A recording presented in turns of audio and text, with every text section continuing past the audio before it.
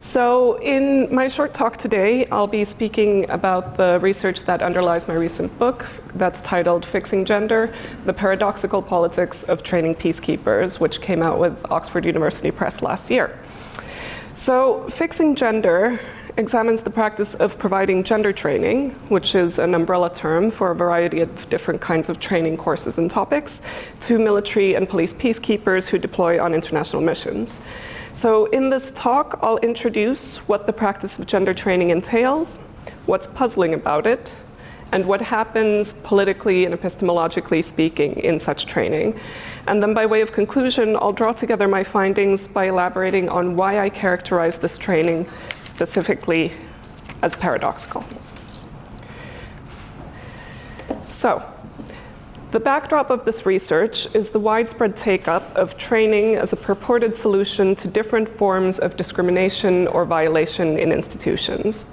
Whether the problem is with how corporate managers award promotions and raises, how police officers deal with complaints of sexual assault and domestic violence, how development professionals account for the lives and priorities of women in their project design, or how universities deal with harassment and attainment gaps, training is increasingly reliably presented as part of the solution.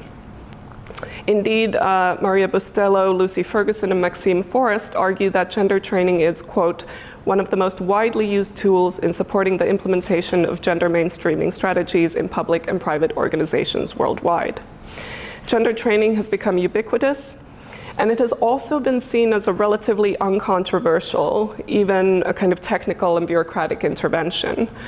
Though, of course, it bears noting that these types of initiatives are increasingly targeted as part of the rise of global right politics, and the findings of this research should be examined within the context of increasing attacks on social justice initiatives. The reach of gender training is so broad that over the past 2 decades, it has even become a mandatory requirement for uniformed personnel deploying overseas with United Nations peace operations.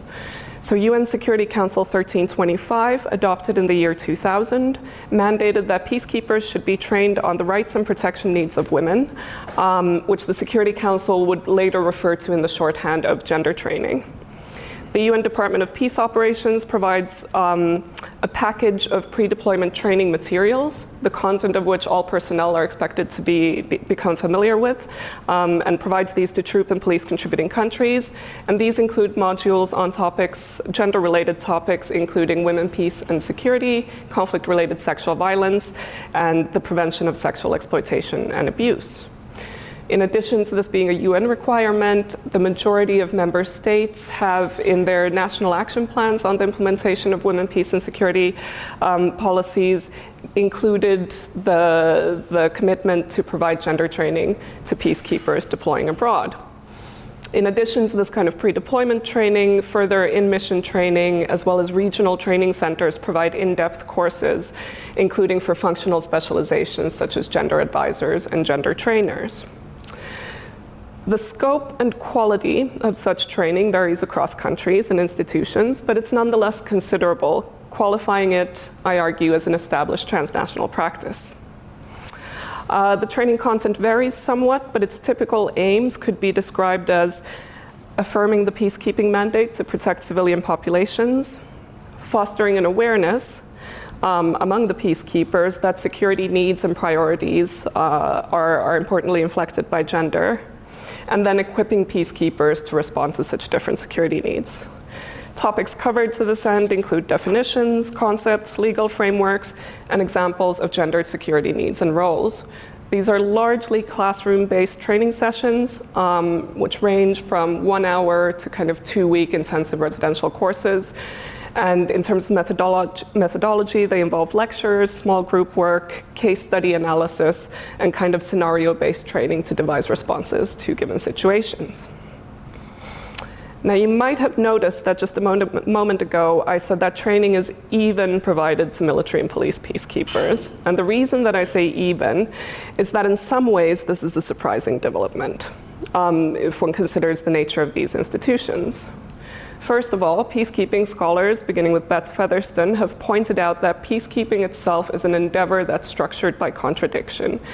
insofar as it asks soldiers who are trained in warfighting to take on peacekeeping tasks.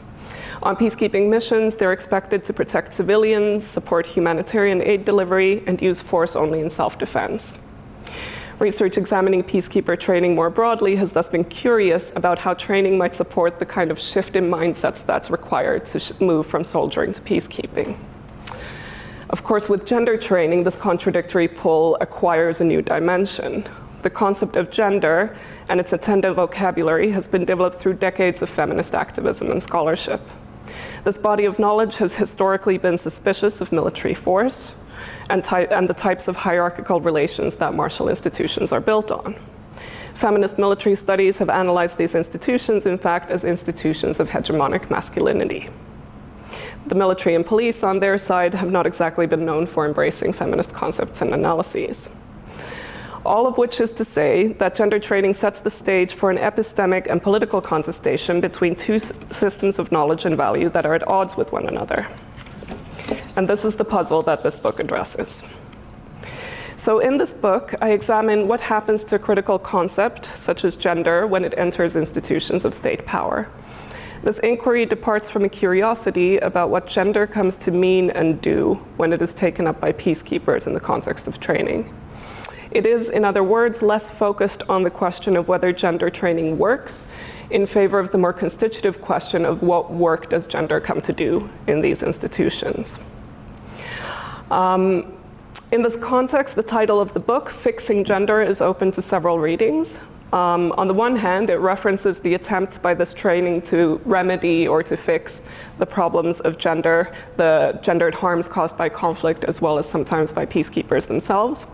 And on the other hand, it draws attention to the implications of fixing particular meaning to a concept that has been used in many different ways and to many different purposes in activism and scholarship.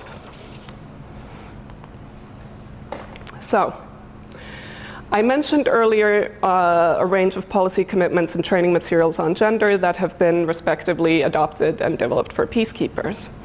However, I imagine that many of us in this room are involved in teaching and higher education provision, and so we're likely aware that there's only ever a tenuous and contingent link between what's prescribed in a curriculum, what's taught by the teacher, and what's learned by the student as a result of this. This much I was already aware of when I began this research project because I had spent the 5 years prior working in a non-governmental organization, often providing training. And in fact, I remember the exact moment that this realization hit me, and it has to do with the flip charts you see on the slide here. So I was conducting a workshop with a colleague, and on day one, we facilitated an exercise intended to illustrate the sex-gender distinction.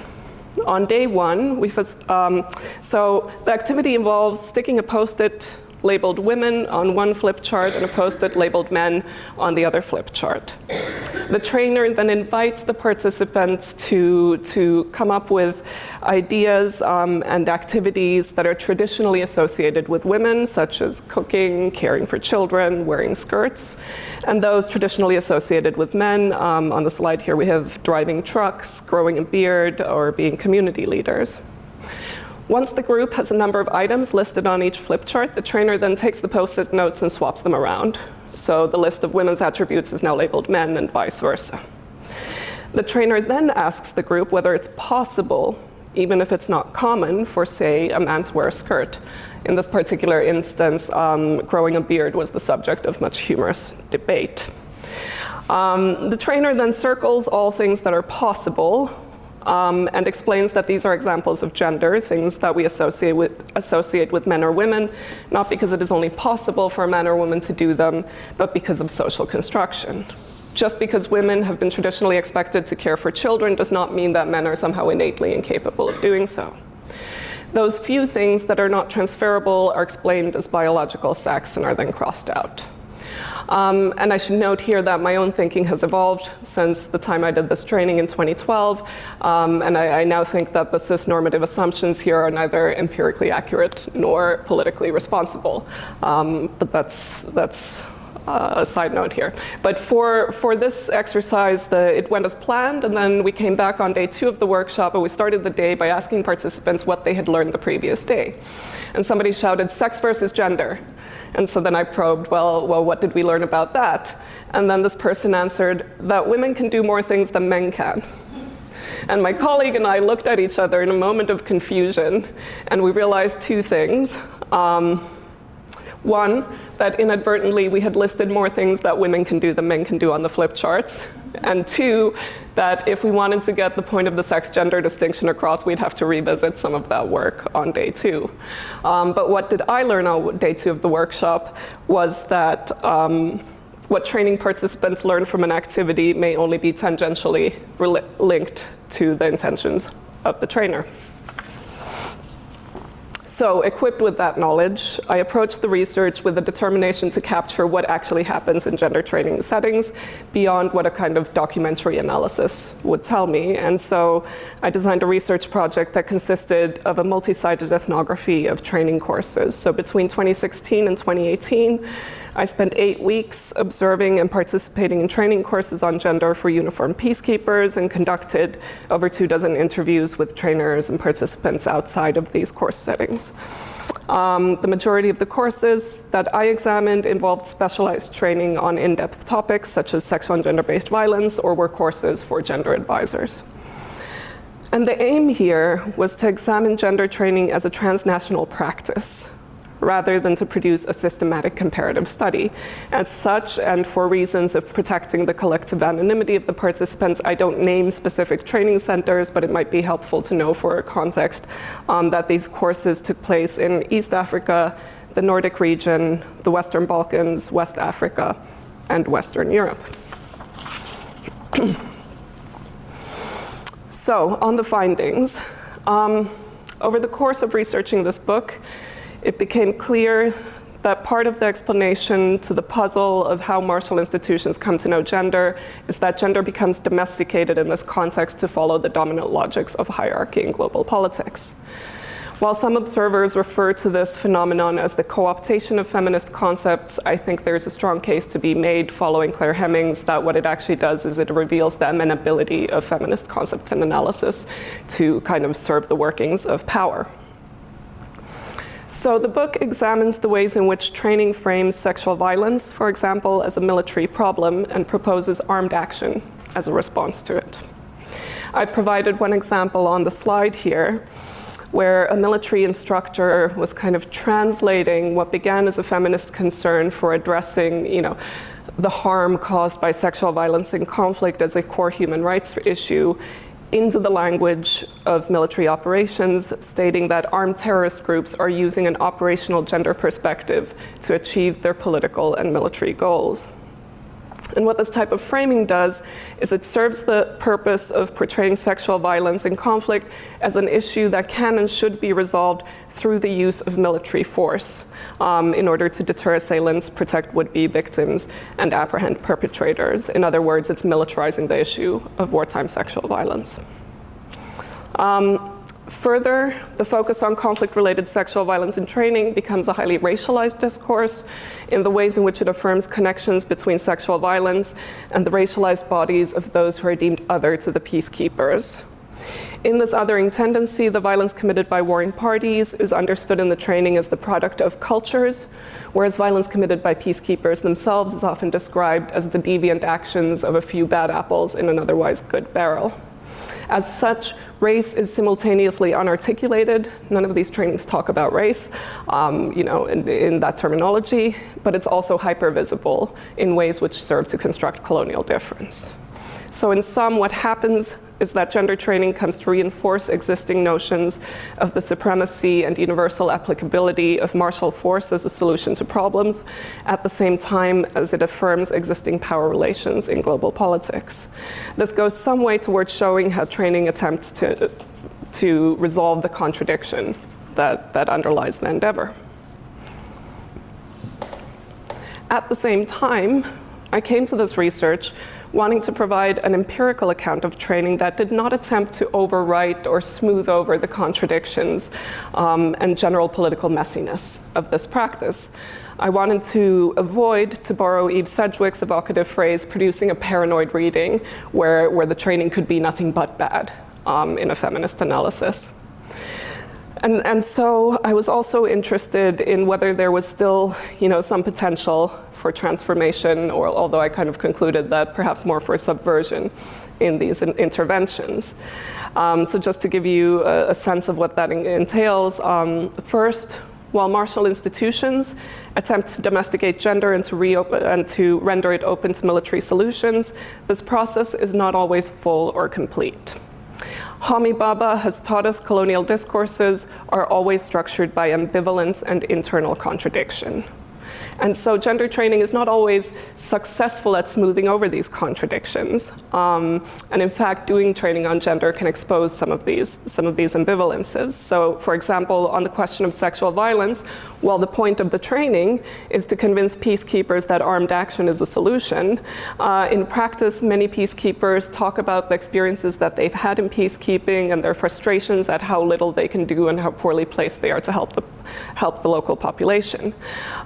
And many in training questioned openly why so much money was being spent on sending military actors to conflict zones instead of sending doctors, psychiatrists, social workers, engineers, and so forth. And in doing so, they were uncannily echoing some of the arguments made by feminist peacekeeping scholars like Sandra Whitworth on where resources might be spent.